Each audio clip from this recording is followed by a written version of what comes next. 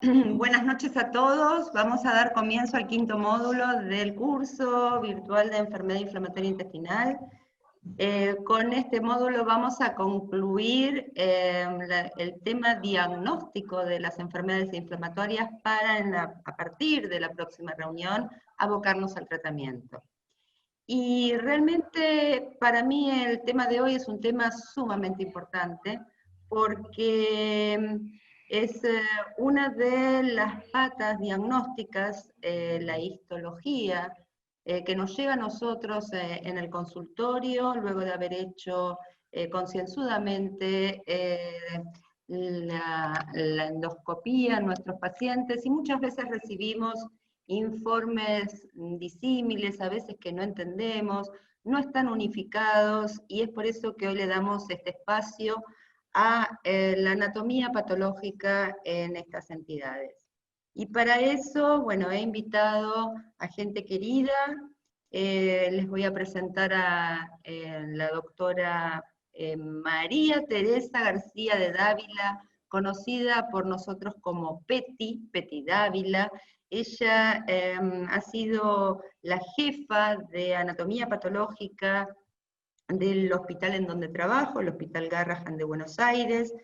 Continúa trabajando mucho en forma privada, en el Hospital Británico también, y es una referente tanto a nivel nacional como internacional de las enfermedades digestivas en general, y específicamente una de las pioneras de la histología, anatomía patológica de las enfermedades inflamatorias intestinales. Pero en primer lugar va a hacer uso de la palabra Andrea Bosalé, también amiga del hospital, encargada de la sección de gastroenterología en el servicio de anatomía patológica del Hospital Garrahan. Ella nos va a hablar sobre lo que debemos saber sí o sí en cuanto a el diagnóstico histológico de estas enfermedades, y luego la doctora Peti Dávila nos va a hablar de los diagnósticos diferenciales que tenemos que tener en cuenta nosotros. La secretaria del día de hoy es la doctora Tatiana Borges de Acuña. Ella es gastroenteróloga, pediatra de UNIFEX, hizo su maestría en Ciencias Aplicadas a Pediatría, y es docente en gastroenterología en la Universidad General de Urbilandia. ¿Puede ser? Urbilandia. Bueno, damos comienzo, sin más. Andrea, ¿estás preparada? Quiero decirles que es un momento también para escuchar atentamente y manifestar todas sus dudas, comentarios a través del chat. Van a ser recibidos y seguramente bien provechosos.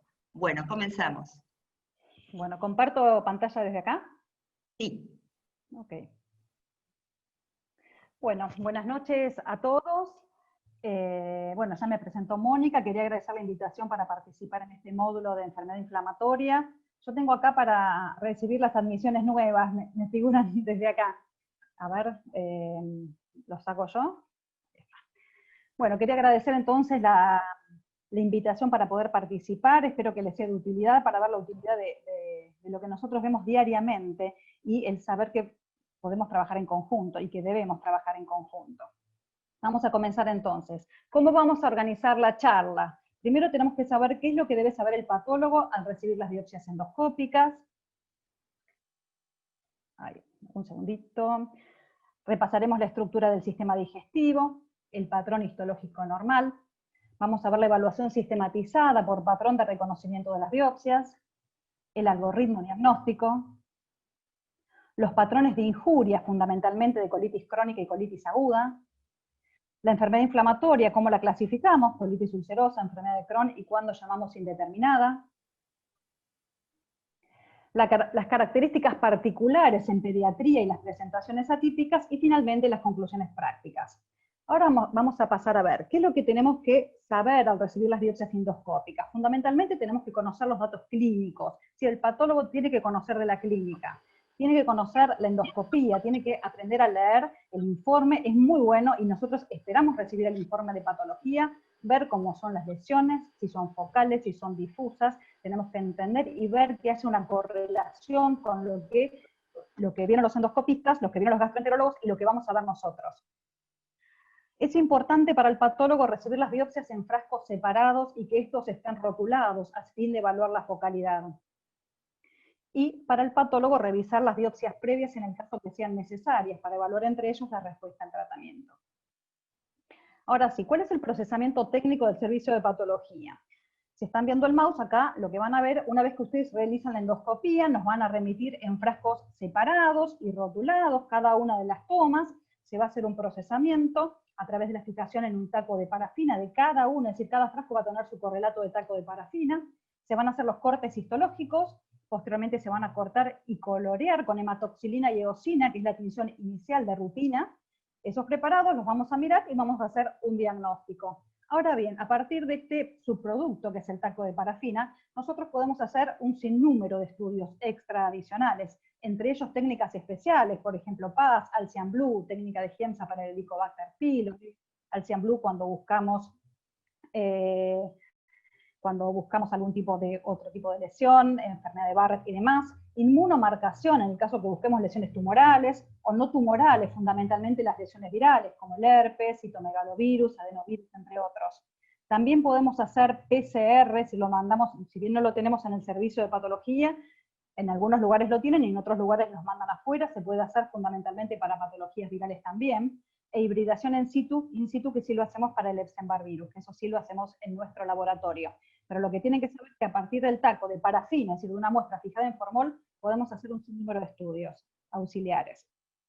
Para repasar un poquitito la estructura del sistema digestivo, vemos que el tubo digestivo es un tubo que tiene sus 4 capas, que nosotros las vamos a clasificar como la capa mucosa, la capa submucosa, la muscular propia y la capa serosa. En el delgado, la capa mucosa, tiene una particularidad, que tiene las vellosidades intestinales que se invaginan y conforman la cripta, a diferencia, como estamos viendo, hacia la derecha, del colon, que no tiene las vellosidades, sino que tan solo tiene las criptas. Acá, en este círculo, lo que nosotros queremos marcar es qué es lo que nosotros vemos con las biopsias endoscópicas. Las biopsias endoscópicas engloban a la mucosa y a veces a la submucosa. Es decir, muchas veces vemos, es una biopsia muy superficial y tiene mucosa, y otras veces incluye la submucosa. Y acá estamos viendo una biopsia que tenemos la mucosa, y acá parte de la submucosa, que ahora la vamos a ver en la siguiente imagen. Entonces, lo primero que tenemos que hacer es reconocer el patrón histológico normal, para así reconocer cuándo es patológico. El patrón histológico dijimos que está constituido por criptas. Acá tenemos la mucosa, que tiene sus 3 capas, el epitelio, el corion y la muscular de la mucosae, que es esta capa de músculo muy delgadito que lo separa de la submucosa. El epitelio está constituido por los colonocitos, ¿sí?, que son estas células cilíndricas, y las células caliciformes. En la lámina propia están las células inflamatorias, y acá tenemos la muscular. Ahora bien, estas criptas es fundamental reconocer que están ubicadas de esta manera, paralelas unos a otros, como si fueran tubos de ensayo, y que tienen que alcanzar a la muscular de la mucosae. Se dice que tienen que besar, todas deben alcanzar la muscular de la mucosa, como están haciéndolo acá de manera correcta. Acá tenemos los tubos de ensayo, que yo siempre digo que tienen que estar una al lado de la otra, estas criptas. Fíjense la foto de la derecha, la que llamamos A. En este corte lo que nosotros vemos es una biopsia que incluye a la capa mucosa, pero está cortado de manera sagital, en el cual vemos las criptas, pero cortadas como si fueran florcitas, como si fuera un corte de las criptas. No los vemos paralelas, sino que vemos los cortes. Acá, ¿cómo nosotros identificamos si la arquitectura está preservada? Lo vemos dependiendo de la cantidad de tejido conectivo o corion que separa una de las otras. Así nos damos cuenta de los cambios que tenemos que observar. Vemos en la foto de abajo cuando se pierde este patrón normal. Fíjense que ya no están las criptas separadas por la misma cantidad de tejido conectivo, sino que hay espacios con edema, hay atrofia, es decir, se pierden algunas de estas criptas, y algunas son irregulares, tienen distintas formas entre sí. Por ejemplo, en la foto que estamos viendo abajo, acá vemos unas criptas que están dilatadas, y acá vemos una proliferación neoplástica. Es decir, vemos cuando a partir de un patrón normal, como vemos en el A, vemos la alteración, un patrón anormal, que después ahora vamos a ver por qué, y acá tenemos otro patrón anormal. Es decir, fundamental primero reconocer los patrones histológicos. Acá también vemos que muchas veces es normal encontrar acúmulos linfoides, en general están ubicados en el tercio superior, pero a veces pueden descender y comprometer focalmente la submucosa. A veces, como estamos viendo en la foto de abajo, las criptas no alcanzan a la muscular de la mucosa y queda un espacio que si nosotros, por ejemplo, hacemos la técnica de Alcian Blue, vemos que son macrófagos que digirieron la mucina y este se debe a la ruptura de las criptas. Y este es un hallazgo normal, por ejemplo, por el preparado o el lavado del endoscopio. Hay otros cambios que también se ve por la preparación, como presencia de acúmulos inflamatorios, regeneración de criptas, hemorragia, edema, apoptosis, que es la muerte celular programada, cambios degenerativos, pseudolipomatosis. Por ejemplo, acá estamos viendo una cripta ligeramente con distorsión, algunas más irregulares. Acá en la foto siguiente vemos alguno un poco mayor de infiltrado inflamatorio, vemos vasos congestivos, los vemos con hematíes dentro de su interior y vemos edema. Y en la foto de acá vemos pseudolipomatosis, que es la presencia de aire que está acá en la lámina propia. Separándolos, todos estos hallazgos tenemos que aprender a reconocerlos y saber a qué se deben. Ahora bien, una vez que reconocemos el patrón normal, tenemos que hacer una evaluación sistematizada por patrones de reconocimiento como se utiliza en el sistema digestivo. Corro los cartelitos, no sé si ustedes lo están viendo. Lo primero que vamos a evaluar es la arquitectura. Vamos a ver si es una arquitectura normal, como la que aprendimos a ver, o si tiene una arquitectura destructiva o no destructiva. Por el otro lado, vamos a ver el infiltrado inflamatorio. Lo vamos a graduar, ver si es leve, moderado o severo, si es de tipo agudo o crónico, y si está ubicado a nivel superficial o profundo. Recordemos, acá tenemos la biopsia donde dice colon derecho, la foto de arriba, en el cual acá tenemos las criptas que son tubulares, y el infiltrado inflamatorio normalmente se ubica en el tercio superior, como lo estamos viendo acá. Lo normal es acá. Si nosotros vemos un infiltrado profundo, ya vamos a ver que se debe a algún cambio de cronicidad. Después de evaluar la arquitectura y el infiltrado inflamatorio, vamos a evaluar el epitelio, si este epitelio está normal, si está erosionado, vamos a evaluar los vasos, si están escleróticos, si están ocluidos, ectáticos, vamos a evaluar la lámina propia, si esta está edematosa y alinizada, si hay alguna célula infiltrando la lámina propia, es decir, vamos a ir sistematizando cada uno de los elementos.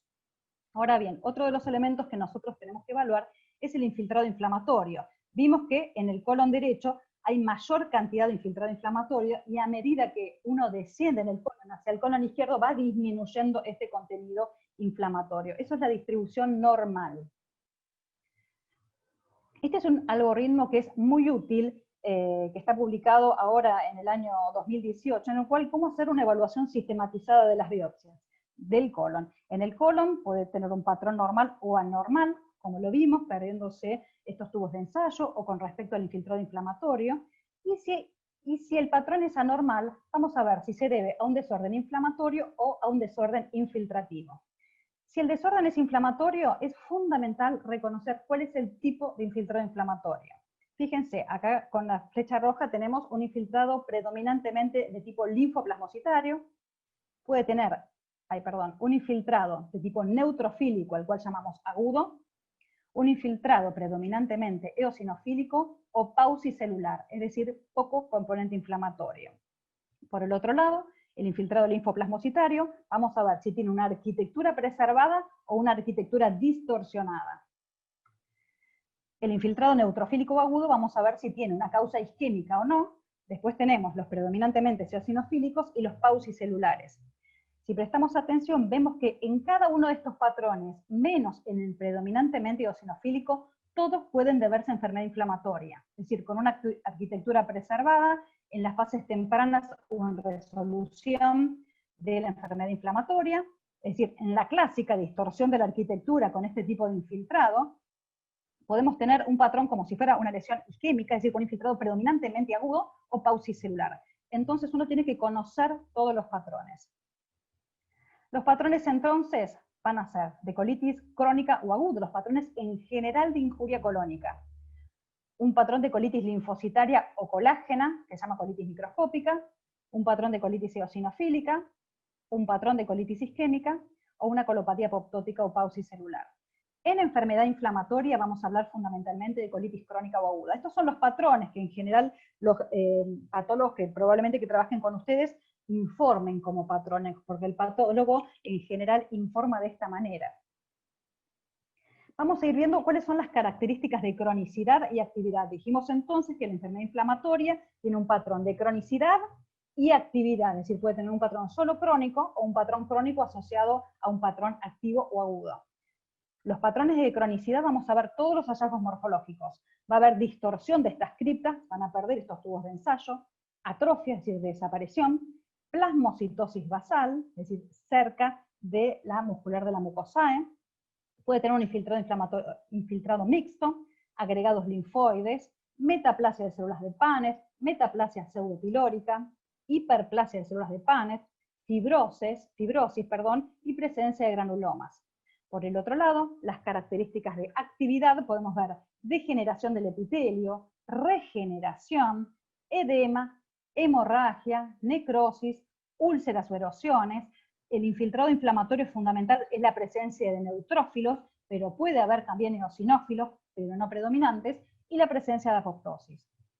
Ahora vamos a ir viendo en imágenes con respecto a la colitis aguda. En general dijimos que se debe a los neutrófilos que empiezan a colonizar, por decir de alguna manera, la cripta, empiezan a aumentar de cantidad, liberan las enzimas intracitoplasmáticas y destruyen la cripta, que es cronológicamente como es la lesión.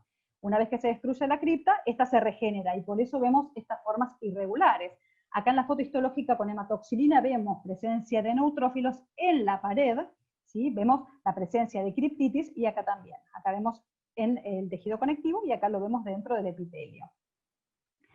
Acá vemos también la presencia de criptitis, vemos los neutrófilos que se ven muy fácilmente en el epitelio, y acá en la foto de la derecha vemos abscesos crípticos, es decir, este infiltrado inflamatorio neutrófilico ya está dentro de la luz de las criptas hasta que las destruyen. Por el otro lado, también tenemos úlceras y erosiones. La diferencia entre úlcera y erosión, como vemos acá en el gráfico, la erosión es la pérdida de este epitelio por el infiltrado inflamatorio agudo, pero que no atraviesa la muscular de la mucosae. La úlcera atraviesa la muscular de la mucosae y va hacia profundo. Acá en esta foto tenemos una úlcera que compromete, acá tenemos la mucosa, la submucosa la está comprometiendo hasta acá. Entonces, cuando nosotros evaluamos las úlceras, vemos cuál es el grado de profundidad. Hasta inclusive pueden tener signos de perforación. Con respecto a la colitis crónica dijimos que tenemos la distorsión de la arquitectura. Fíjense, estas criptas que eran tubulares se pierden y se empiezan a ramificar. Fíjense que tenemos tortuosidad, bifurcación, pueden tener ramificación, como estamos viendo acá. Y fíjense también otra de las características, el infiltrado inflamatorio que ya está en el tercio basal, lo que llamamos linfoplasmocitosis basal. Y acá también la tenemos, estas criptas que no alcanzan a la muscular de la mucosae, y hay que evaluar en el tercio basal este infiltrado inflamatorio. Otra de las características que nombramos es la presencia de metaplasia de tipo pseudopilórica, como estamos viendo acá, y metaplasia de células de Paneth. Recordemos que las células de Paneth en el colon son normales encontrarlas, ¿sí?, en el colon derecho hasta la mitad del colon transverso. Si las encontramos de ahí hacia distal, hablamos de metaplasia de células de Paneth. Con respecto a los diagnósticos diferenciales no voy a hablar, pero sabemos que los patrones de cronicidad y de actividad tienen un sinnúmero de diagnósticos diferenciales, que después los van a ver bien con la doctora Dávila, pero no siempre un patrón de colitis crónica o un patrón de colitis activa remite a una enfermedad inflamatoria intestinal. Para la clasificación de la enfermedad inflamatoria, esto ya lo sabemos todos, tenemos dos grandes grupos, la enfermedad de Crohn, la colitis ulcerosa, pero hay un grupo de superposición entre ambos que se denomina colitis de tipo indeterminada, en la cual no puedo clasificar hacia cuál de las dos enfermedades la puedo diagnosticar, ¿no es cierto? Para el diagnóstico, como dijo Mónica, necesitamos ahí un pilar. Nosotros como patología somos una parte fundamental, pero sin duda la clínica, la endoscopía y la patología van a hacer que entre los tres se pueda llevar un diagnóstico a un diagnóstico de certeza, o un diagnóstico o de enfermedad inflamatoria o de algún diagnóstico diferencial. Es decir, aseverarla o descartarla y ver cuál es el otro diagnóstico diferencial del cual estamos buscando. Con respecto a la colitis ulcerosa, para hablar particularmente de ella, es una lesión que es continua. Acá tenemos una foto macroscópica y acá en el gráfico en la cual comienza a nivel distal en el recto y sigue de manera proximal con una transición abrupta. Acá lo vemos en el gráfico, pero acá lo vemos en una foto macroscópica y vemos la transición. Acá vemos la mucosa normal, que es una mucosa rosada, clara. En cambio, la mucosa afectada es una mucosa rojiza, con úlceras, que puede tener lesiones como pseudopolipoides, que son pseudopólipos de regeneración, que han quedado de mucosa preservada. Acá vemos un corte de una pieza, en el cual vemos la distorsión de la arquitectura, con áreas ulceradas, pero vemos una franca delimitación que afecta a la mucosa y hasta la submucosa. Esta que está acá, esta capa gruesa, es la muscular propia, y la vemos indemne. Pero hay algunos hallazgos que me pueden hacer confundir, que son confundidores y que los vamos a ver después, como la preservación del recto, ver tanto en una endoscopía como en una pieza el recto preservado y una enfermedad que comienza más hacia proximal, la ileitis por backwash y la presencia de parches a nivel del cigo, que lo vamos a ver en las presentaciones atípicas un poquito más adelante. Acá lo que nosotros estamos viendo, esta es una foto de una colitis crónica. Fíjense las criptas que están totalmente distorsionadas, irregulares, como estamos viendo acá. En este caso no vemos signos de actividad, sino vemos solamente signos de cronicidad. Fíjense las criptas tortuosas, irregulares, hay edema. No veo abscesos crípticos, no veo polimorfonucleares, pero sí veo signos de cronicidad. Esto se perdió, ¿sí? En los tubos de ensayo, que es lo que debería estar, no lo estamos viendo. Una de las cosas fundamentales para el patólogo cuando mira las biopsias endoscópicas es mirar las biopsias de panorámico. Cuando uno mira de panorámico, es decir, con el objetivo más bajo, con el 4x, mira la arquitectura. Entonces acá tenemos una biopsia endoscópica, vemos esta distorsión, no vemos la mucosa como la conocemos normalmente, vemos distorsionada, la biopsia de color azul, vemos que hay un denso infiltrado inflamatorio que por supuesto después veremos con mayor aumento, vemos acúmulos linfoides y vemos hasta dónde se extienden. Esta biopsia incluye mucosa y un poco de submucosa. Cuando miramos con mayor aumento, vemos que este denso infiltrado inflamatorio es de tipo linfoplasmocitario, que hay abscesos crípticos y hay infiltrado inflamatorio polimorfo dentro de las criptas, el criptitis. Y acá vemos además el infiltrado linfoplasmocitario con acúmulos linfoides. Es común las extensas úlceras y signos de actividad en la colitis ulcerosa. Acá lo mismo, vemos áreas de criptitis y de abscesos crípticos con mayor aumento. En otros lugares, acá hay un absceso que se ha roto, fíjense cómo está rompiéndose esta cripta. Muchas veces cuando se rompen pueden aparecer granulomas, pero estos granulomas hay que prestar atención y hacer un diagnóstico diferencial. Si vemos un granuloma pegado o adherido a una cripta rota, sabemos que se trata por la ruptura de la cripta, ¿sí? Para el diagnóstico diferencial. Y en la foto de la izquierda vemos acúmulos linfoides que están presentes en la colitis ulcerosa, que en general se limitan a la mucosa o inclusive la submucosa, pero no van hacia profundidad en la pared. Por otro lado, la enfermedad de Crohn, la macroscopía es diferente. Primero se trata de una lesión que es discontinua. Vemos, esto es lo característico, ver úlceras que por un lado son longitudinales y por el otro lado son transversales, en el cual le dan ese aspecto clásico en empedrado, como vemos allá, acá con mayor aumento. Por el otro lado vemos una envoltura adiposa que crepita, podemos ver fisuras, y son lesiones bien segmentarias, áreas que se respetan, acá lo vemos bien. Son lesiones, quizás tenemos el recto preservado, un área comprometida, otra no, y es así, esto es bien característico. Esto en la pieza y por supuesto en la endoscopía, por eso es importante remitir los frascos de manera rotulada para ver cuál es el grado de compromiso. Entonces, ya dijimos que las fisuras son frecuentes, que la pared está engrosada por edema y porque el infiltrado es transmural, a diferencia de la colitis ulcerosa, que el infiltrado compromete a la mucosa y focalmente a la submucosa. En la enfermedad de Crohn, el infiltrado es transmural, que compromete las 4 capas. Esto hace que la pared esté más engrosada, más dura, y que la grasa crepite, el tejido adiposo crepite porque está comprometida por este infiltrado inflamatorio. Fíjense, esta es una foto panorámica en la cual vemos la marcada distorsión de la arquitectura, puede haber estas áreas pseudo-vellosas que es característico, estos acúmulos linfoides que también son característicos, pero en que la enfermedad de Crohn comprometen también de manera transmural. Fíjense que estas fotos, acá vemos, esto es un corte de una pieza, porque acá tenemos la muscular propia, y vemos la distorsión, acúmulos linfoides bien profundos. Acá vemos una úlcera aftoide, ¿sí? Acá tenemos un acúmulo linfoide y una úlcera que está pegado a este gran acúmulo linfoide. Puede haber fisuras, ¿sí? Estas úlceras pueden atravesar la pared y fisurar. Y este es un corte de una foto histológica en la cual vemos toda la pared mucosa, su mucosa muscular propia y la capa serosa, acá tenemos la grasa, y vemos cómo el infiltrado, que es todo esto azul, atraviesa y compromete hasta la serosa. Lo mismo acá, fíjense todo este infiltrado inflamatorio. Esto es una de las características clásicas de la enfermedad de Crohn, pero para esto, por supuesto, tenemos que tener la pieza. Otro de los hallazgos que solemos encontrar en la enfermedad de Crohn es la presencia de granulomas, que es esta presencia de macrófagos, histocitos epitelioides, rodeados por una corona de linfocitos, que puede tener las células gigantes multinucleadas tipo Tutón. Entonces, y podemos encontrar también presencia de microgranulomas.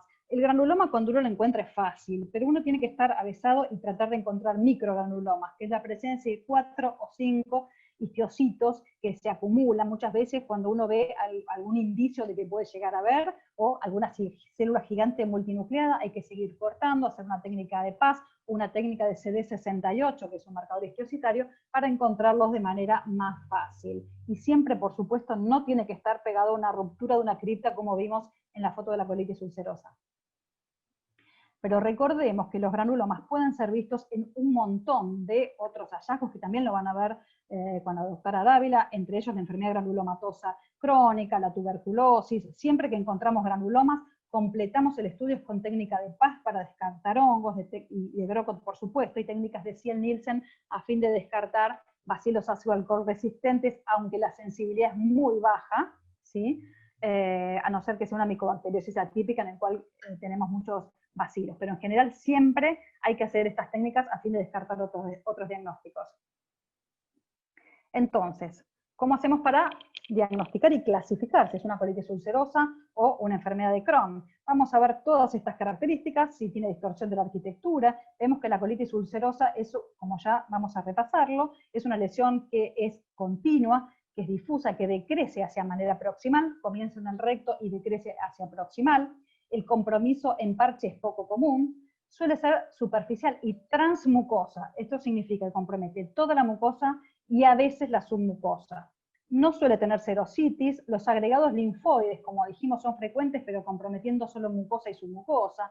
No suele tener granulomas, pero también se pueden llegar a encontrar. La inflamación aguda, la criptitis y todo lo agudo es lo que predomina. Es difuso, es común. La depresión de mucina es presente, es pronunciada, es decir, que va perdiendo estas células caliciformes, pero es raro que tenga hiperplasia neuronal, que es otra de las características de la enfermedad de Crohn. No tiene hipertrofia de la capa muscular, y es raro que tenga metaplasia de células pilóricas, ¿sí? Pero lo más importante es que el compromiso es de mucosa y submucosa, por lo cual uno necesita varios hallazgos, es decir, no es solo un hallazgo. Por otro lado, la enfermedad de Crohn son lesiones discontinuas, segmentarias, que es común el compromiso parcheado, con una localización transmural. Suele tener serositis porque compromete a toda la pared. Los agregados linfoides son comunes y están ubicados de manera transmural. Es común que tenga granulomas. El compromiso agudo puede ser focal, puede ser discontinuo. Es poco común que haya microaccesos crípticos. La depresión de mucina es poco común, al contrario, hay más hiperplasia de las células mucosas. Es común que haya hiperplasia neuronal, y la metaplasia de células de Paneth es poco común. Entonces, hasta ahora pudimos clasificar la enfermedad inflamatoria como colitis ulcerosa y enfermedad de Crohn. Ahora, hay un 5% de los casos que no puede establecerse el diagnóstico. ¿Cuáles son esos casos que resulta confuso o que uno no puede arribar al diagnóstico? Si tenemos una presentación como una colitis fulminante, si tenemos insuficientes datos clínicos, radiológicos o información patológica, si recibimos todos los frascos juntos, o recibimos colon y todas las biopsias todas juntas, a veces recibimos los datos, recibimos casos en consulta y dice sangrado y no tenemos otro dato, no sabemos cómo son los hallazgos de la endoscopía, es decir, no podemos interpretar porque necesitamos todos los hallazgos. Si fallamos en reconocer variantes inusuales de la colitis ulcerosa, si tenemos una enfermedad de Crohn con características de colitis ulcerosa o al revés, Si tenemos una enfermedad inflamatoria complicada con alguna causa infecciosa, si tenemos causas en el caso que vemos el pouch, colitis recurrente, si fallamos en aceptar los criterios clásicos de una enfermedad de Crohn, si tenemos manifestaciones patológicas inusuales, o si estamos dentro de un desorden de una poliposis que remedia una enfermedad inflamatoria intestinal. En esos casos muchas veces no vamos a poder establecer el diagnóstico, hasta que en biopsias posteriores podamos decir de cuál de las dos entidades se llama, las vamos a clasificar. Este es un caso de una colitis fulminante, acá vemos las fotos macroscópicas, en la cual vamos a ver a la mucosa difusamente hemorrágica, la vemos denudada, hemorrágica, bien rojiza, recordemos que es una coloración marroncita clara, mucosa, aterciopelada, y fíjense, extensas úlceras, como lo estamos viendo acá, y es difícil en estos casos poder diferenciar si se trata de una colitis ulcerosa o una enfermedad de Crohn. Una vez que nosotros podamos, que lo diagnostiquemos, vamos a pasar al informe, que es lo más importante porque acá es donde nos entendemos y nos debemos entender. Por un lado vamos a ver si es una colitis crónica, si es una lesión inactiva. Dijimos que inactiva, tenemos todos los cambios de cronicidad, pero sin actividad. O si se trata de una colitis crónica en actividad, con todo lo agudo. Y si lo es, vamos a clasificarlo si es leve, si es moderado o severa, y vamos a ver si es la localización, si la localización es hacia proximal o es hacia distal. Vamos a ver si la morfología es de una colitis ulcerosa, de una enfermedad de Crohn, de una colitis indeterminada, si es una lesión inicial o si es una lesión post-tratamiento. Y si los hallazgos son insuficientes o si son suficientes para poder clasificar como enfermedad inflamatoria intestinal. Por el otro lado, vamos a evaluar si tiene signos de displasia epitelial y en el caso que lo tenga, vamos a utilizar la clasificación de Viena de modo de clasificarlo. Este es un modelo, lo agregué ayer, un modelo de un informe, cómo nosotros lo informamos, nosotros vemos de dónde recibimos, esta es una biopsia que vino en consulta, cada una de las tomas, qué procedimientos, si le hicimos hematoxilina de bocina, si le hicimos una técnica de PAS, si le hicimos técnica de inmunistoquímica, hacemos una descripción histológica de cada una de estas biopsias, y cuando concluimos, hacemos el informe, ¿sí? En este caso fue una enfermedad inflamatoria intestinal crónica con moderada a severa actividad, ¿sí? Definimos que es una enfermedad, definimos la actividad que tenía, en este caso era post-tratamiento según referencia de acuerdo a lo que decía. Pero fíjense que este era un caso que era bastante complejo. Los hallazgos morfológicos son sugestivos, era sugestivo la morfología porque era clásica de una colitis ulcerosa, pero lo que llamaba la atención en este paciente es que tenía un compromiso del ilion y tenía un compromiso del tubo alto. En este caso era negativo para displasia. Entonces es un caso a discutir, a analizar, hacer un ateneo para ver por qué tiene estos hallazgos, si se trata de una enfermedad de Crohn, es decir, la morfología es clásica. Muchas veces el patólogo lo que ve lo informa, pero después hay que ver cómo correlaciona todo uno. En estos casos son los que después hay que hacer un ateneo, una discusión de los pacientes. Por el otro lado, cuando hablamos de actividad, ¿a qué nos referimos? Cuando hablamos de inactiva, que antes se llamaba quiescente, es cuando no hay infiltrado de los neutrófilos, como estamos viendo acá, la clásica foto que vimos. Cuando hablamos de una actividad leve, es cuando tenemos un infiltrado inflamatorio de menos del 50% de las criptas. Cuando hablamos de una actividad moderada, es cuando más del 50% de las criptas tiene infiltrado inflamatorio agudo, y cuando hablamos de una actividad severa, es cuando tenemos erosiones y úlceras independientemente de otras características. Esto es lo que hablamos de la severidad.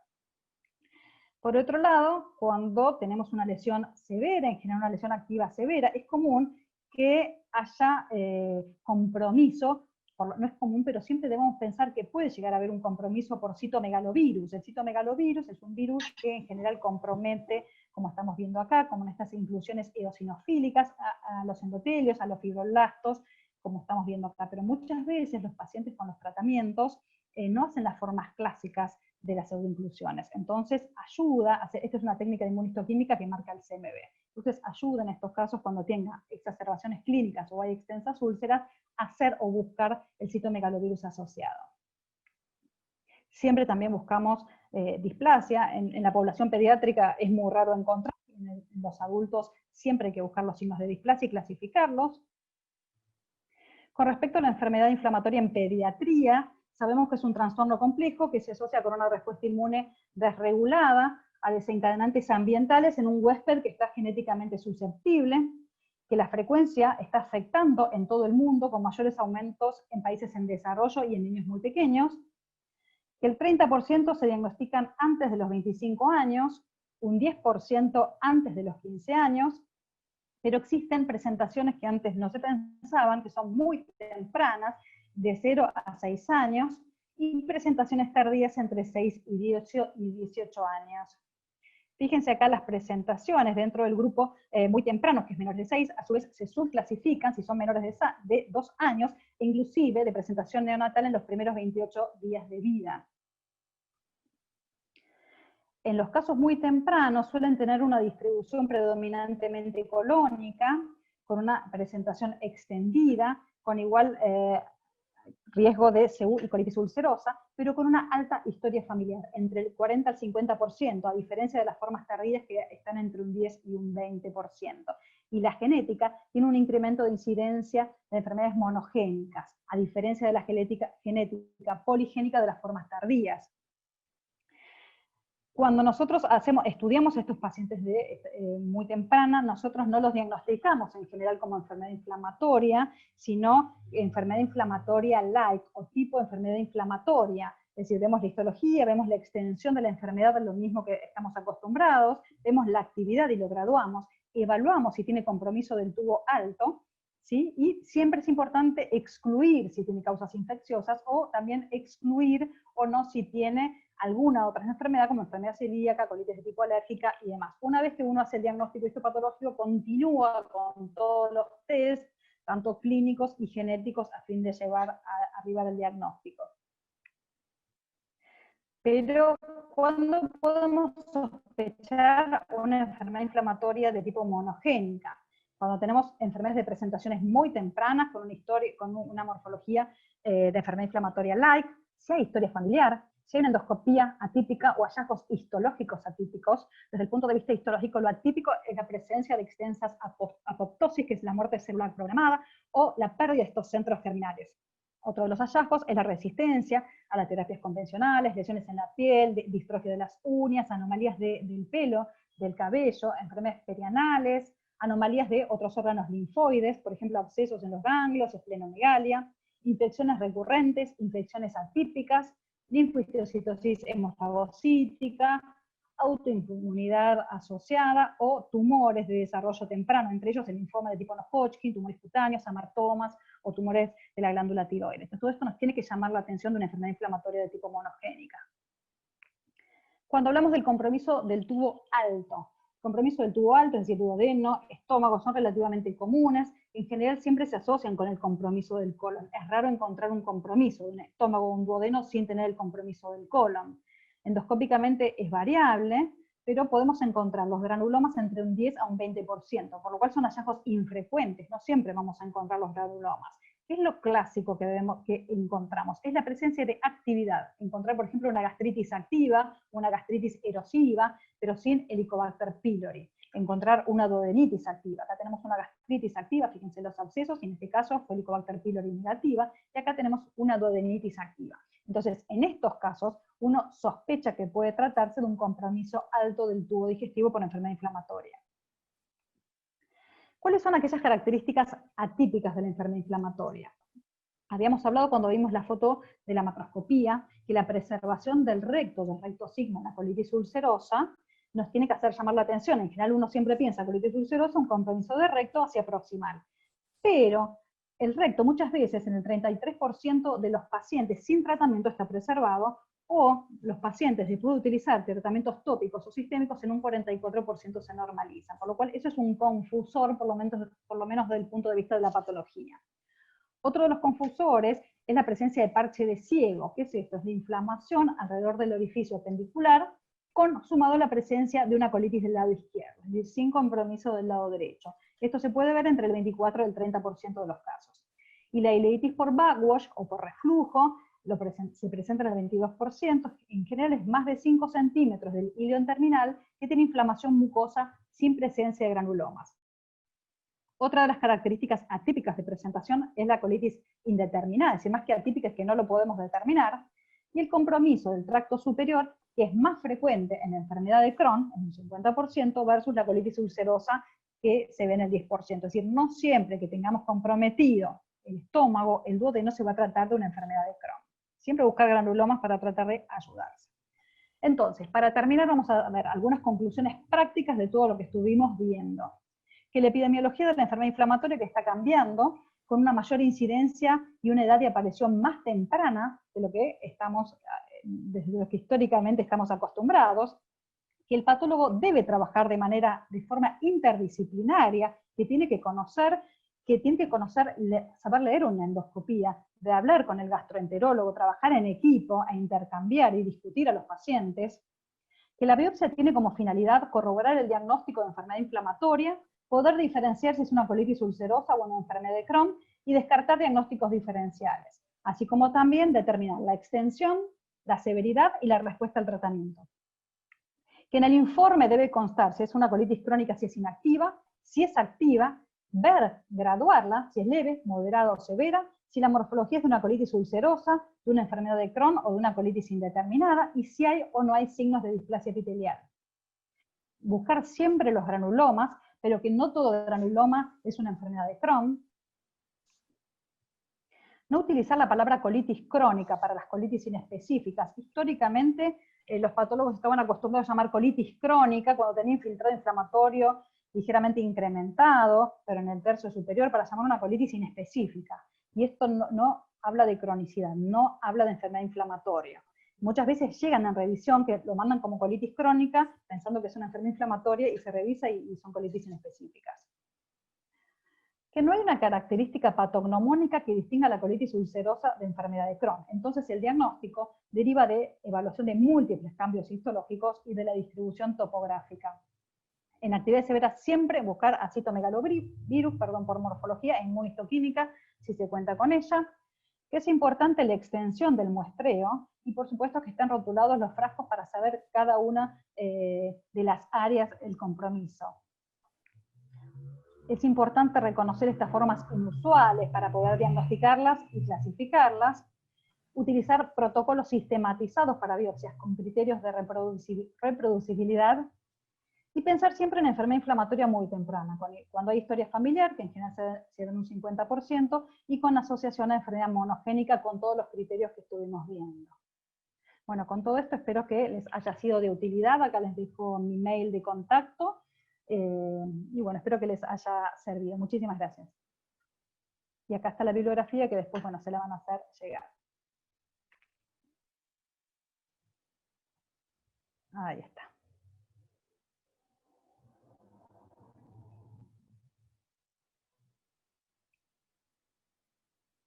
Ahí está. Ahí, ¿no escucho? Mónica, estás muteada. Mónica. Moni.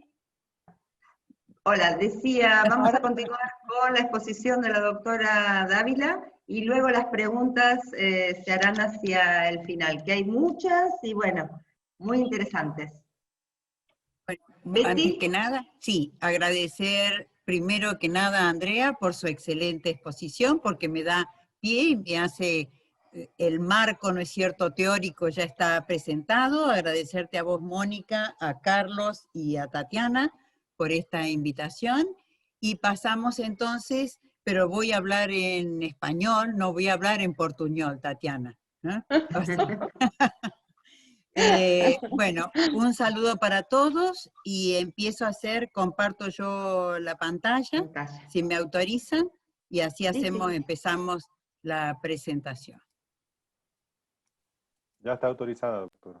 Ok, me están viendo y ya está. Sí. Bien. Perfecto. Sí, en un momento se quedó todo a oscuras, como yo digo, pero bueno, ahora vamos bien. Gracias a la Sociedad Latinoamericana de Gastroenterología, Hepatología Pediátrica y Nutrición por invitarnos. Y digo invitarnos por mi colega Andrea. Yo más que nada haré un breve recordatorio de que la enfermedad inflamatoria intestinal se define como inflamación crónica en diferentes localizaciones del tubo digestivo, y ustedes van a ver que en el pie de esta placa, o diapositiva, como decíamos antes, están mis tres grandes amores. El Hospital Garrahan, el Banco de tumores, que seguramente va a ser después un biobanco para más patología, y el Hospital Británico, que son los dos lugares donde yo estoy trabajando hoy como consultora. La etiopatogenia de enfermedad inflamatoria, más que nada considerar que hay una susceptibilidad genética donde estos marcadores ya nos están hablando de esa predisposición, que no debemos olvidar de los factores ambientales, la dieta, la higiene, el tabaco, la latitud, las infecciones, la microbioma o el microbioma con todas las enterobacterias y los clostridios y demás que hacen el mundo de este microbioma, y pensar que está basada en una disregulación inmune donde hay alteración de la permeabilidad intestinal, sobrereacción de la autofagia y hay falla en los mecanismos reguladores. El diagnóstico de enfermedad inflamatoria en los niños y adolescentes siempre debemos pensarla como la historia natural de la enfermedad y pensar en qué tipo o fenotipo de enfermedad inflamatoria estamos observando. Se han definido dentro del espectro de la enfermedad inflamatoria intestinal los tipos definidos por la edad del debut, es decir, cómo se presenta la misma, y se dividen en la infantil, muy precoz y precoz. La infantil o very early onset es por debajo de los 24 meses. Muy precoz por debajo de los 10 años y precoz antes de los 17 años. Esto tiene alguna característica, esto está tomado, ¿no es cierto?, de la población americana, donde la enfermedad de Crohn tiene una ocurrencia del 30 al 35% en esta muy temprana. La colitis ulcerosa en el 35 al 59%, y en estas presentaciones la forma incaracterística, indeterminada o no caracterizada constituye el 11 al 22%. En esta forma de very early onset o muy temprana, existe un antecedente familiar que ronda entre el 40 al 50% y que debemos investigar cuando ustedes, los gastroenterólogos que tienen la posibilidad o el acceso al paciente, hacer, ¿no es cierto?, un interrogatorio adecuado, puesto que está basado en la genética con un predominio de los desórdenes monogénicos en los menores de 2 años. La older onset o inflammatory bowel disease, ellos consideran para la enfermedad de Crohn entre el 57 y el 60%, la colitis ulcerosa el 40 o el 45%, la indeterminada o no caracterizada del 4 al 10%. El antecedente familiar en estas formas es entre un 10 y un 20% y la genética sería una herencia poligénica. ¿Cuáles serían los caminos patogénicos de esta enfermedad inflamatoria? Son variables y yo creo que en los futuros años o próximos años, esto se va a ampliar este esquema. Pero puede haber alteraciones en la barrera epitelial con todos estos marcadores genéticos, puede haber defectos en la actividad fagocítica, como en el complejo NADPH, en la inmunorregulación con las interleuquina 10 o el FOXP3, cuando hay defectos en la regulación de las células T y los linfocitos B, y en los estados hiperinflamatorios. Hoy creo que este segmento de hiperinflamatorio con la situación COVID ha tomado mayor importancia y ya tenemos que empezar a pensar en que es parte también de estas nuevas entidades. Y así surge el SIAP, que ya vamos a ver algunos ejemplos. Esto fue tomado y del material que me facilitó Judith Kelsen.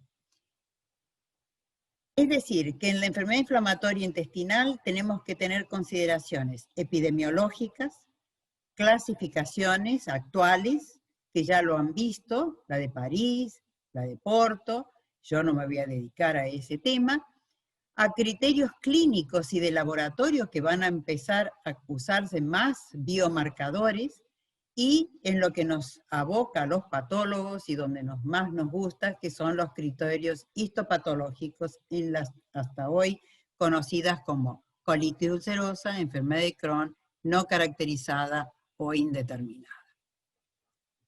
Yo me voy a dedicar a los simuladores de estas entidades, especialmente en el Crohn, en el colon, que son la enfermedad inflamatoria en sus distintas versiones, Crohn y CU, enfermedad injertus versus huésped, colitis colágena, algunas de las que ya citó también Andrea, yo me voy a detener. Pero siempre tenemos que pensar, y ese es el algoritmo que uno debe tener como si fuera una checklist en la cabeza, que es etiología infecciosa, etiología inmunológica, etiología genética, drogas y medicamentos. ¿Por qué? Porque estos van a ser los que van a ser las principales causas de las lesiones de mucosa intestinal y ahí vamos a poder hacer clasificaciones acorde a un criterio etiológico. Dentro de las inmunológicas hay que pensar en las deficiencias de inmunoglobulinas, que son numerosas, ya tendrán charlas al respecto, las enterocolopatías autoinmunes, que nos dan mucho trabajo, los desórdenes autoinmunos sistémicos, y por supuesto, de la que yo no me voy a referir, que ha sido ampliamente y extensamente tratada por Andrea Bosalet, que es la enfermedad inflamatoria CU, enfermedad de Crohn. Drogas. Tenemos que conocer que el olmesartán, que es un antagonista de la angiotensina 2, produce colitis. Que hay drogas antiinflamatorias no esteroides que producen lesiones en la mucosa intestinal. Que el micofenolato y otros medicamentos que utilizamos también producen lesión. No todo lo que tomamos es tan bueno. Corrige algunas cosas y produce otras. ¿Qué hallazgos histológicos en estos desórdenes vamos a poder observar? Podemos encontrar una disminución de células plasmáticas en la hipogama, acúmulos linfoides e hiperplasia nodular en alguna de las inmunodeficiencias, aumento de la apoptosis, esos cuerpitos que también mostraba Andrea, ¿no es cierto?, que es la muerte celular programada, el suicidio celular, la linfocitosis intraepitelial, el aumento de eosinófilos, el aumento de neutrófilos, presencia de granulomas y distorsión críptica. Y yo siempre recomiendo y digo que uno tiene que tener esa lista de trabajo para poder ir jerarquizando cuáles son lo que predomina en el cuadro o en ese preparado que estamos observando. Siempre después correlacionar, que ya lo vamos a ver. Yo esto considero que uno puede decir, cuando no está seguro de lo que ve o de la etiología, hablar de colitis con apoptosis, colitis con linfocitosis. Porque nosotros que somos muy morfólogos, estos hallazgos, como los cuerpitos apoptóticos en este lugar, o la presencia de esta linfocitosis en los colonocitos, nos refieren o nos remiten a alguna patología más específica, pero necesitamos siempre tener el dato clínico, o lo que nos dice el gastroenterólogo, el pediatra, o el inmunólogo. Podemos tener colitis símil o like a la colitis ulcerosa, como en este caso que ustedes ven, distorsión de la cripta, una erosión en la superficie de todo el epitelio, la lámina propia expandida por el infiltrado inflamatorio, y lo que ya todos ustedes están viendo y dicen ¿por qué no lo dice? Es esta glándula casi destruida con los abscesos crípticos. Seguramente que esta glándula está totalmente o parcialmente destruida y hay otras que están comenzando, ¿no es cierto?, a incorporar o ser abordadas por los neutrófilos. Es decir, que consideramos colitis activa cuando vemos con neutrófilos, como en este caso y el que lo precedió, o colitis con granulomas, como en este caso, que vemos un granuloma en la porción de la lámina propia, que es bien epitelioide. Es decir, que uno debe ser descriptivo para después jerarquizar. En la inmunodeficiencia por inmunoglobulina A, que muchas veces se asocia, y es una de las causas más frecuentes que se asocia a enfermedad celíaca, hay que buscarla, y uno puede encontrar en esa biopsia colónica estos nódulos o folículos linfoides hiperplásicos. o tener este otro patrón, como decía bien Andrea, que es más con pérdida de destrucción, pérdida de las glándulas, bifurcación, a lo que llamamos como elementos de cronicidad, y esa pérdida de ese patrón en tubo de ensayos paralelas que tanto le gusta a Andrea, y es muy representativo de lo cuando uno ve que la arquitectura se alteró. Y en este caso, ¿no es cierto?, es también la etiología por inmunodeficiencia por inmunoglobulina A. Pero tenemos otras inmunodeficiencias, una de las más comunes, la inmunodeficiencia común variable, en la cual hay un compromiso también alto en el duodeno, en el colon, y aquí vemos, aquí abajo, los famosos cuerpitos o bolsillitos en la parte de las criptas con los cuerpitos apoptóticos, o podemos utilizar los marcadores como el CD3, anticuerpo monoclonal para ver los linfocitos T, tanto en el epitelio colónico como en la mucosa duodenal, y la presencia en el duodeno de Giardia. Cuando uno ve cuerpitos apoptóticos, esta destrucción a nivel de una colitis, es cierto que es lo que uno ve, compromiso alto, uno se siente influenciado a pensar, será un Crohn o un Crohn-like, pero cuando encuentro parásitos o Giardias, tengo que pensar que el estatus inmune del paciente puede estar comprometido. Así también en esta inmunodeficiencia común variable tienen esta colitis que es símil Crohn. Y yo siempre digo que uno, si ve esto con estos eosinófilos, esta destrucción, ese branquín, no veo granulomas, pero veo que hay un gran compromiso de la mucosa, entonces debo pensar en otra etiología, no solamente en una enfermedad inflamatoria intestinal, aunque son todas inflamatorias, porque hablamos también de esa etiopatogenia común. También puede estar la inmunodeficiencia común variable, tener apoptosis basal y en gran cantidad, como vemos en este caso, acompañado de estos hermosos eosinófilos, degranulados algunos y otros en plena actividad de granulación. En la enfermedad granulomatosa crónica, otra de las que nosotros hemos aprendido en el Garrahan, no solamente a observar el compromiso colónico, el de la mucosa duodenal, sino también de casos, y que los publicamos con otra colega, la doctora Laura Galuso, de enfermedad granulomatosa crónica, con cuadros símil osteomielitis por compromiso óseo. Y aquí ven los famosos histiocitos, que son pardos, en este caso como está teñido con hematoxilina, se ven rosados, que corresponden a la enfermedad granulomatosa crónica, y el branquín de las glándulas o criptas de la mucosa colónica. Pero no debemos olvidar que los médicos curamos por un lado y producimos otras enfermedades en el momento de querer rescatar. Y ese rescate de estas colitis post-trasplante se ven en post-trasplante hepático y en el post-trasplante renal.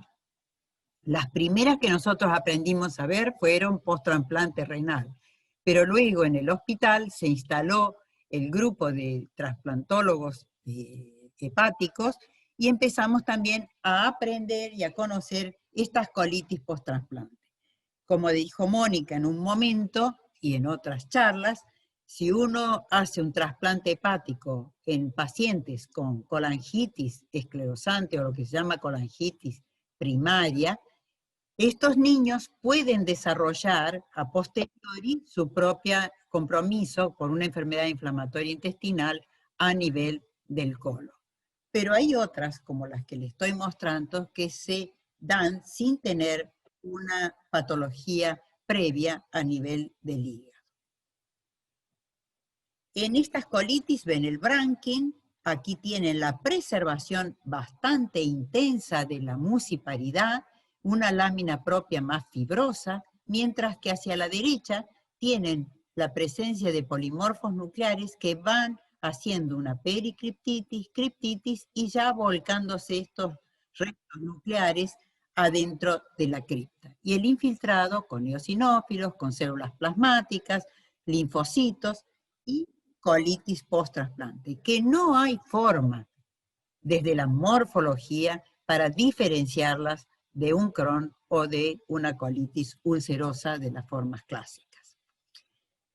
También aprendimos que el micofenolato produce colitis con cuerpos apoptóticos. Aquí a la izquierda ven los cuerpitos, algunos con eosinófilos, y cada vez que uno ve apoptosis y un poco de eosinófilos, yo digo, ¿qué droga o qué medicamento anda dando vuelta? Porque muchas veces no nos remiten, y no es una queja, porque levantamos el teléfono y enseguida, ¿qué está recibiendo el niño? Porque tenemos una comunicación muy fluida con nuestros gastroenterólogos.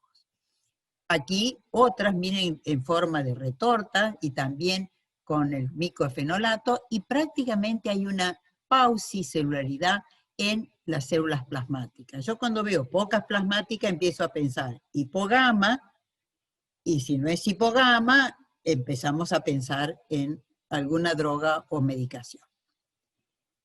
Pero también tenemos que pensar en nuestro país de las colitis infecciosas por Campylobacter jejuni o el Clostridium difficile.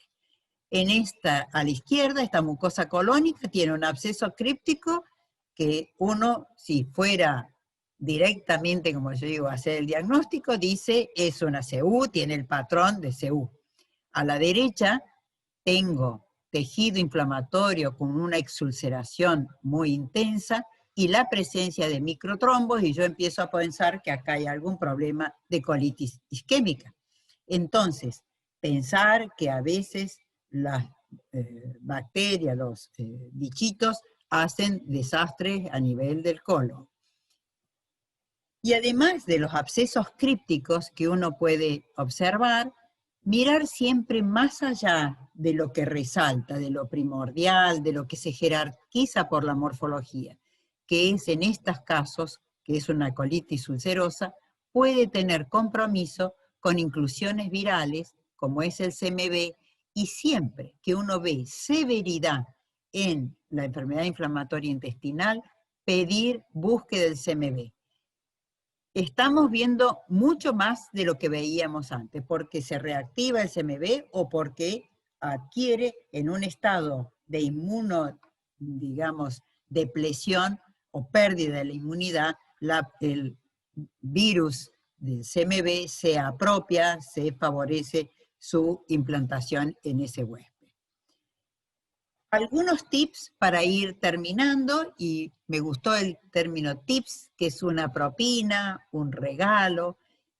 Pensar que cuando uno dice colitis activa, tan bien definida por lo que dijo Andrea, pensar primero en infecciosa. Si hay distorsión críptica y apoptosis sin expansión inflamatoria de la lámina propia, pensar en medicación, o sea, medicamentos, drogas.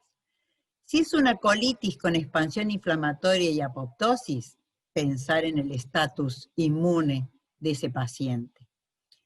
Si es una colitis inmunomediada post-trasplante, desde ya le digo que es indistinguible de una enfermedad inflamatoria intestinal, y por más que seamos los mejores patólogos, no podemos discernir.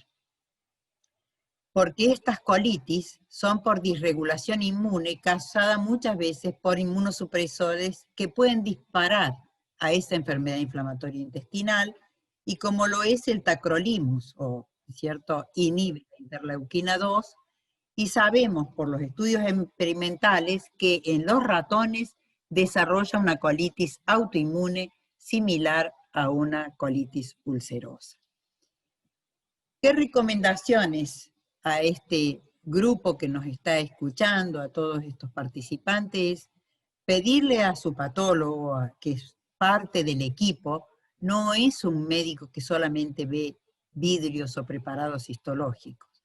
Es un médico que tiene que hacer mucho correlato, mucha interrelación, es que haga un cuidadoso estudio histológico, que ustedes aporten un correcto estudio clínico y de laboratorio, y que se compartan los hallazgos con el equipo multidisciplinario que está constituido por gastroenterólogos, neurólogos, patólogos, bioquímicos, genetistas, transplantólogos, endoscopistas y moleculares, etcétera, que se van incorporando a ese equipo multidisciplinario que es el equipo de salud con un solo objeto, que es tener el mejor diagnóstico para darle el mejor tratamiento y tener un paciente curado y cuidado.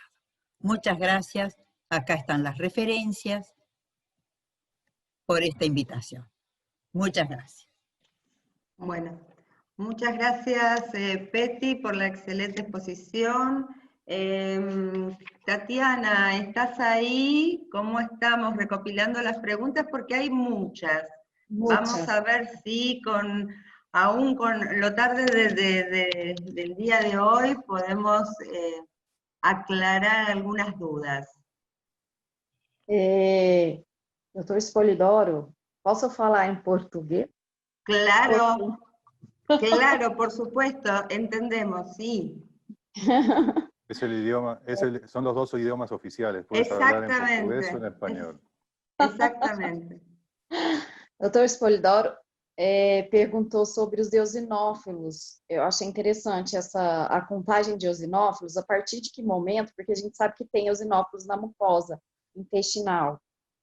Não sei se a Andrea e a doutora Teresa querem responder qual Preguntó por la presencia de eosinófilos, ¿entendí bien? Sí. A partir de que número a gente poderia considerar para diagnóstico de colite eosinofílica? Colitis eosinofílica. ¿A partir de qué número de eosinófilos se puede considerar eosinofilia? Sí. El doctor Spolidoro quer complementar. Primero tenemos que tener un infiltrado predominantemente eosinófilo, depende de la literatura, se habló de un punto de más de 50 eosinófilos por campo de gran aumento, pero no tengo que tener distorsión de la arquitectura y tiene que ser un infiltrado predominantemente eosinofílico asociado a cambios en los eosinófilos, como presencia de abscesos eosinofílicos y la degranulación y compromiso del epitelio de superficie. Eso es lo característico. Muy bien.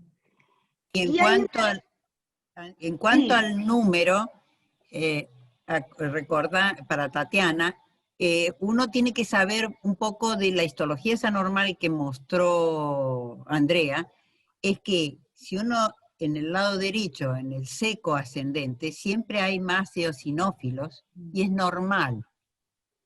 Y ahí, ¿no es cierto? Nosotros con Andrea hicimos un estudio hace bastantes años y comparamos biopsias inespecíficas, no por enfermedad inflamatoria, entre Uruguay y nosotros y con Nueva York. Y la dieta de los del norte era diferente a la dieta nuestra de los del sur.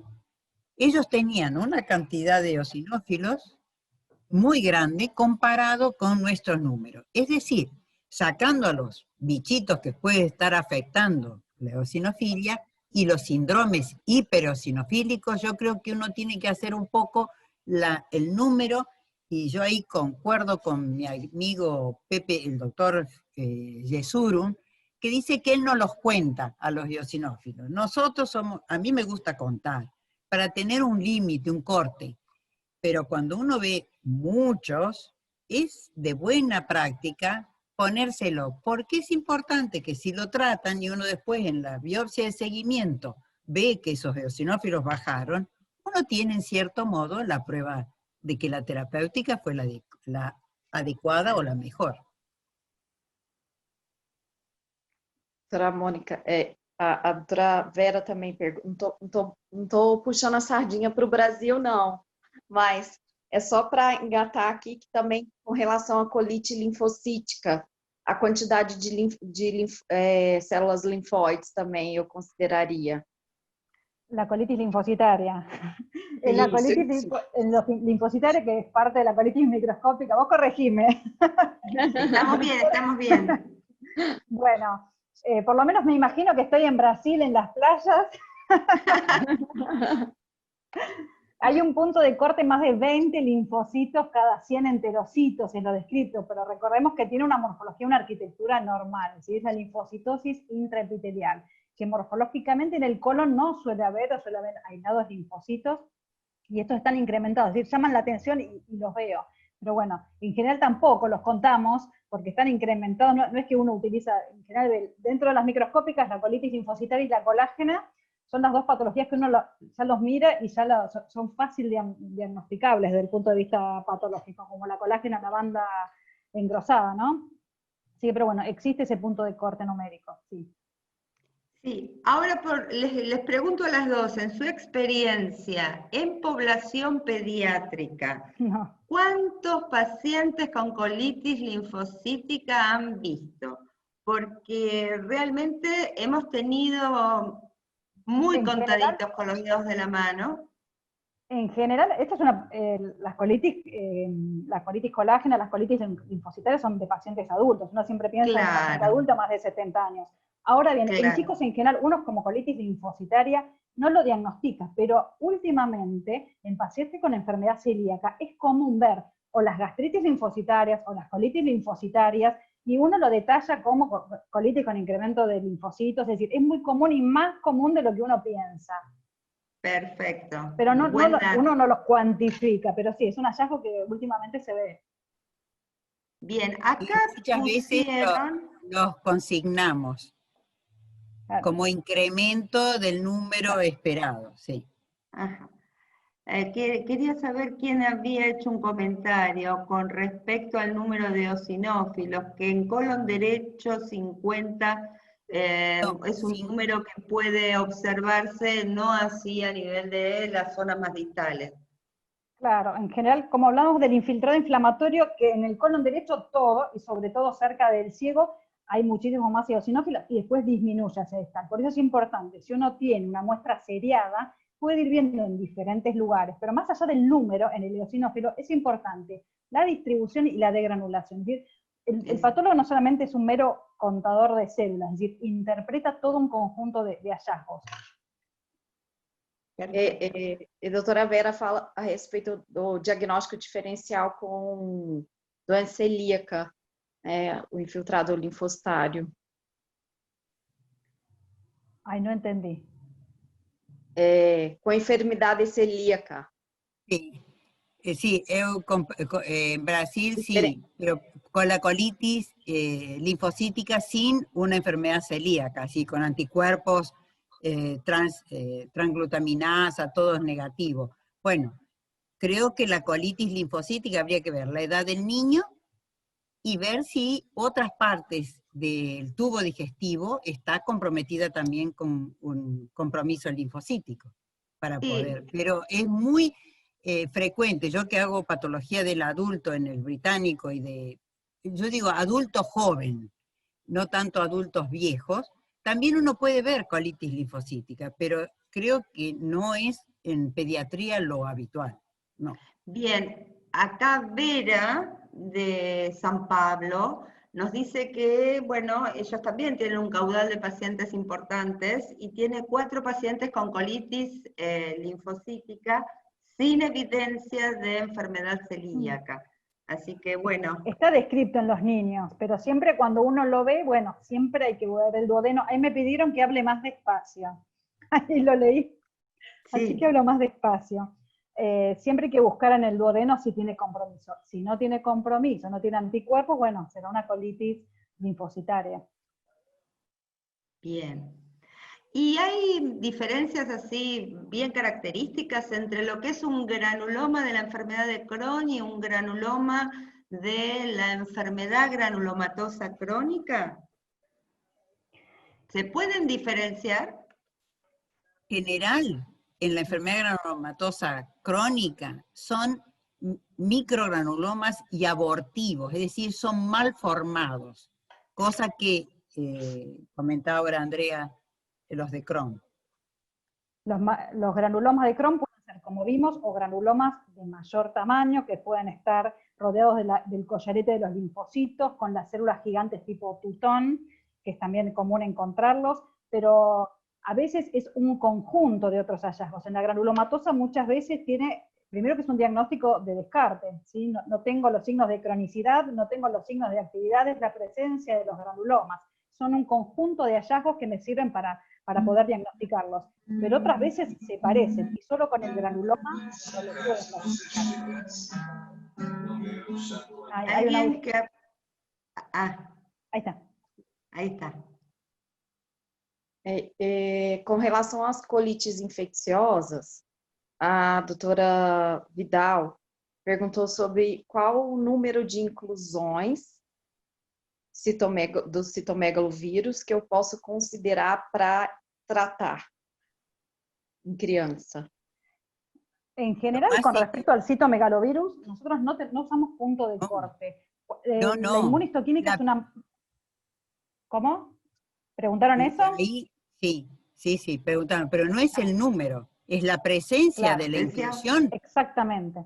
Es la presencia de la inclusión, es una expresión de la proteína que marca enfermedad activa. Nosotros en general lo hacemos de inmunistoquímica, siempre uno lo mira morfológicamente si hay inclusiones, pero además lo corrobora, amplía con inmunistoquímica en el caso que haya una afección severa, para ver si es concomitante o puede tener un compromiso, además de la enfermedad inflamatoria por el citomegalovirus, pero no hay punto de corte, no lo utilizamos.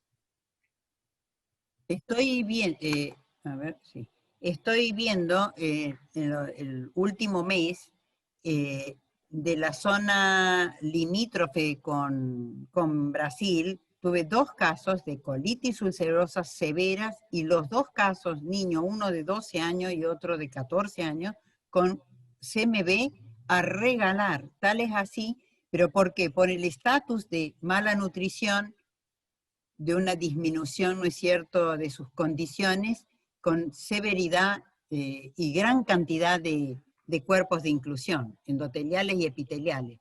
Pero la presencia indica que hay que estudiar el niño para ver por qué tiene CMV asociado, ¿no?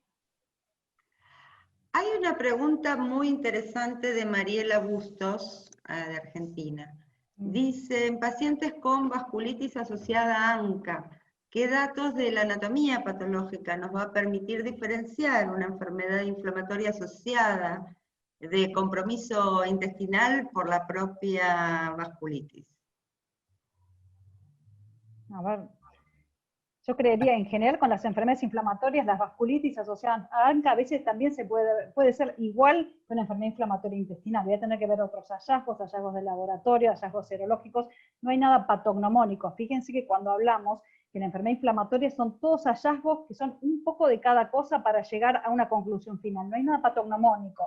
Y para diferenciar esto, por lo menos lo que yo tengo entendido, no sé la doctora Dávila. A ver, Peti, porque en algún momento me parece haber escuchado cuando dijiste que también el endotelio de los vasos en pacientes con enfermedad inflamatoria están comprometidos. Y por otro lado estamos hablando de otra entidad como es una vasculitis donde, digamos, los vasos es el punto fuerte en este diagnóstico diferencial. Es que el Crohn puede tener también vasculitis, uno puede tener vasculitis, por lo cual es, para mi punto de vista, en esos casos, yo no sé la doctora Dávila, tampoco tengo experiencia en esto, es justo, pero creería que no.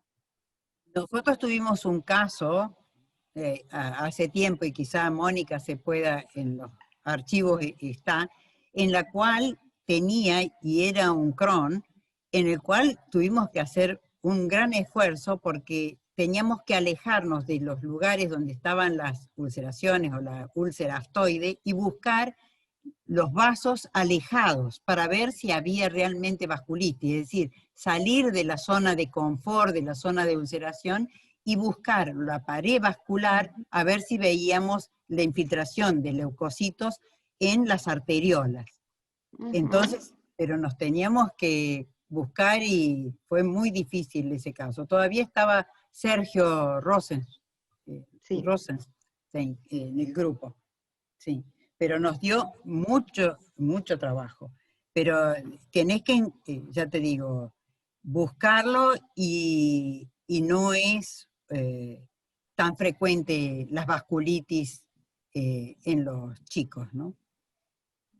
Bien, y por otro lado, similar a esto, si la hiperplasia de esos filetes nerviosos, que sabemos que es más común en la enfermedad de Crohn, a nivel de corión, ¿es siempre indicador de enfermedad de Crohn? No, Esto es una... No, es un hallazgo más que lo suelo encontrar y tengo que tener la pieza, porque está en la serosa, por lo cual tengo que tener la pieza de resección. Y es un hallazgo más, pero no hay nada patognomónico. Lo más patognomónico, por decirlo de alguna manera, es la presencia de granulomas. Descartando que no sea de alguna otra causa de todas las que se hablaron en los diagnósticos diferenciales. Pero no hay nada patognomónico. Claro, por eso el diagnóstico, Moni, y para que quede claro, es un diagnóstico integrado, no es un diagnóstico solo de la morfología. Y es un diagnóstico evolutivo, porque muchas veces hemos tenido que recambiar, retomar, revisar y decir, no era una CU, era un Crohn. Entonces, eso habla de que la enfermedad se va construyendo con lo que tiene. Y es por eso tan importante la revisión para atrás de lo que uno diagnosticó y las biopsias de seguimiento, que hubiese sido mucho tiempo estar hablando de esto, ¿no? Sí, el muestreo también. A veces se te piden revisiones con 2 vidrios nada más como para poder hacer un diagnóstico diferencial, y sabemos que eso no es posible. Y la palabra compatible, no sé si está dentro de lo, digamos, permitido a nivel internacional, compatible con enfermedad de Crohn, compatible con una colitis ulcerosa. ¿Es habitual en los reportes a nivel internacional? Si te vas a Estados Unidos, lo tenés que usar para evitar la industria del juicio. Ellos todo, hasta por más que tuvieran el estudio molecular, utilizan compatible con eso. Uno puede, y nosotros hemos sido quizá un poco más arriesgados, y uno puede decir cuadro de enfermedad inflamatoria intestinal con morfología que por la morfología, es decir, se parece más al CU o a una enfermedad de Crohn, o no la puedo caracterizar. A mí lo que más me cuesta es cuando tengo que ponerle indeterminada, no caracterizada, tengo que seguir estudiándola. Y no hoy en día, antes me sentía muy mal, hoy no me siento mal, porque creo que le hago, o le hacemos, menos daño que ponerle un rótulo definitivo cuando todavía no tenemos todos los elementos morfológicos y de laboratorio y de la clínica para encuadrar ese paciente o clasificar ese paciente. No sé, Andrea, tu opinión. Sí, estoy de acuerdo. E inclusive muchas veces utiliza colitis crónica a nivel internacional, colitis crónica activa, lo gradúan, e inclusive en las enfermedades inflamatorias le ponen post-tratamiento y no ponen, si uno está autorizado a no ponerle, es colitis crónica o enfermedad inflamatoria con actividad X, leve, moderado, severa, post-tratamiento, sin ponerle colitis ulcerosa o sin ponerle enfermedad de Crohn. Nosotros acá somos más bondadosos, damos más, porque ponemos un poco más para ayudar, para arribar un poquito más al diagnóstico, y lo compatible sí, lo utilizan inclusive cuando informan tumores, más allá que sea un diagnóstico, le ponen, aunque tenga el aval molecular, lo ponen de esa manera, porque mañana sale otro aval molecular y le cambia el diagnóstico, o muchas veces vimos que en la enfermedad inflamatoria hay colitis ulcerosas que parecen Crohn y Crohn que parecen colitis ulcerosas. Entonces poner un rótulo a esto es complicado. Entonces uno lo pone con morfología, es decir, qué es lo que uno lo ve histológicamente, porque es una foto lo que uno ve, y lo interpreta con cada uno de los criterios que estuvimos viendo y con los criterios tanto de la clínica como la endoscopía, que también uno lee y la mira. Bien. Tatiana, ¿alguna otra pregunta? Sobre colite infecciosa, no Brasil, não sei na Argentina como é, mas nós temos muito co-infecção. Sim, nós também. Com doença inflamatória, né, uma sobreinfecção, inclusive reativando a doença. Até o doutor Spolidoro que perguntou aqui, como é que a gente faz esses diagnósticos da colite por Clostridium, e até que ponto uma infecção aguda ou da Clostridium ou uma reagudização. Não sei se foi isso que ele quis perguntar, se o doutor Spolidoro quiser perguntar. Nós temos muito aí Clostridium aqui. Por la pregunta. Nosotros también tenemos mucha infección, es algo agudo, y uno se basa en los datos que los gastroenterólogos hacen, ¿no es cierto?, mediante coprocultivos y demás. Pero los Clostridium están, y se ha visto bastante en esta época,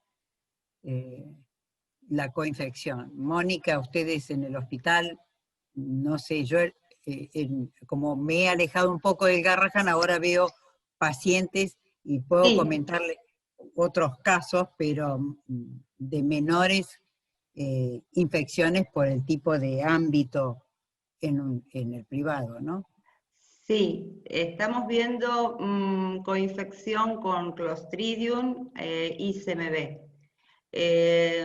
Lo que sucede es que para el Clostridium nosotros utilizamos pruebas de materia fecal inicialmente y hasta si el paciente no está internado por su gravedad y es ambulatorio, esperamos el resultado de la toxina B de Clostridium y hacemos tratamiento. No siempre son sometidos a endoscopía. No así el CMV, que en general es un paciente grave que está internado con una actividad severa de su enfermedad inflamatoria y que son sometidos a endoscopía y buscar específicamente si hay una sobreinfección por CMV agregada. Entonces, sí, pero se puede diferenciar, por lo que pregunta José, en cuanto al aspecto histológico, porque el Clostridium va a dar también una infección aguda, a diferencia de la base de su actividad crónica. Exacto, da una infección aguda, como mostró la doctora Dávila, que puede tener signos de isquemia, que puede tener los trombos, y no voy a encontrar los hallazgos crónicos. Es decir, en esos casos yo voy a ver una colitis activa, severa, con una pseudomembrana, el honguito bien característico, a veces uno lo ve, a veces no, con una lesión que impresiona de tipo isquémica. Es decir, la morfología uno lo ve y lo sospecha. Que no es lo usual, uno no lo encuentra. Predominan los neutrófilos, es decir, es una infección activa. Eu tive 2 pacientes com diarreia crônica, teve coprocultura positiva para salmonela, para Shigella. Alfa-pectina pouco elevada, e tratamos, melhorou a diarreia. E tinha poucos achados sugestivos de doença inflamatória intestinal. É difícil o diagnóstico diferencial, ¿no? Sí. Sí, porque las imágenes endoscópicas en la shigellosis, en la salmonelosis, son muy similares, la mebiasis también en nuestro medio, son muy similares a lo que uno ve en cuanto a compromiso endoscópico a nivel del colon. Ahí probablemente ayude la historia, porque como dijimos, el diagnóstico finalmente es en conjunto con el cuadro clínico, la historia, los datos histológicos que hoy vimos que también aportan para el diagnóstico. Bueno, creo que en virtud de la hora podemos dar por finalizado la sesión de anatomía patológica. Les agradezco a todos por su presencia, enormemente, bueno, Tatiana, por tu aporte y tu ayuda, y a las invitadas en el día de hoy, muchísimas gracias, Peti, y Andrea. Vi un montón de mensajitos de felicitaciones, excelentes charlas, y muchísimas gracias a todos. Nos vemos en la próxima, comenzando con tratamiento de estas enfermedades. Gracias.